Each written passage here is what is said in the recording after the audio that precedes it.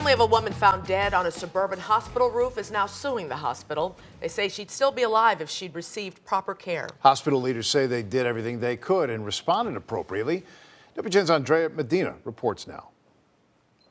My sister was not supposed to be dead. With tears in his eyes, Paul Adolphus Jr. desperately wishes to be reunited with his sister Chelsea Adolphus, who passed away hours after being found unresponsive on the roof of a Waukegan hospital last Thursday. If my sister didn't go to that hospital, I would have still had my sister right now. He stands surrounded by family and their pastor, all of them grieving and holding pictures of the 28-year-old as they listen to their attorney announce a wrongful death lawsuit against Vista Medical Center East. On the basis of premise liability,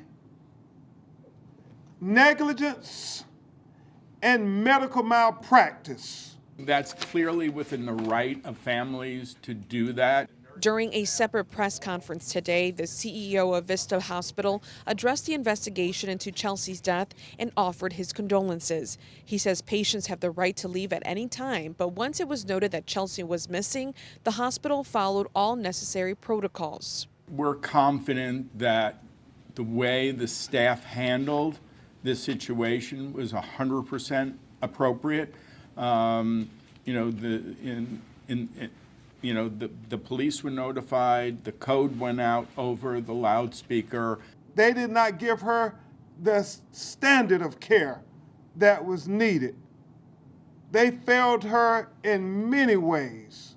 The attorney shared a photo of Chelsea lying face down in her hospital gown on the second floor rooftop. He explained that a visitor looked out the window, saw her, and took the picture.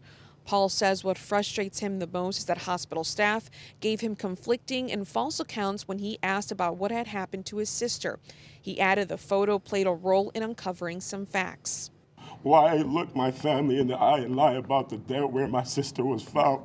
Chelsea was admitted to the hospital a day prior to her death for medical care, though it's still unclear how she ended up on the roof.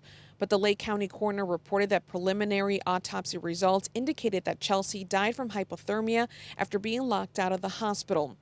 While the hospital maintains that they provided the highest level of care, Chelsea's family disagrees and is determined to ensure that those responsible are held accountable for her devastating loss. We vowed to fight and get to the truth of everything that happened in this tragedy.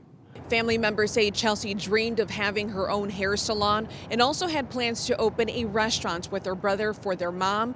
But now, instead of fulfilling those dreams, they're arranging her funeral services. Reporting in the Loop, Andrea Medina, WGN News.